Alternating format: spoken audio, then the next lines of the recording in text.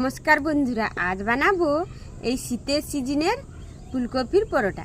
প্রথমে ময়দাটার মধ্যে নুন দিয়ে দেব, জোয়ান দিয়ে দেব, ওপর দিয়ে তেল দিয়ে দেব, একটু একটু জল দিয়ে মাখিয়ে নেব।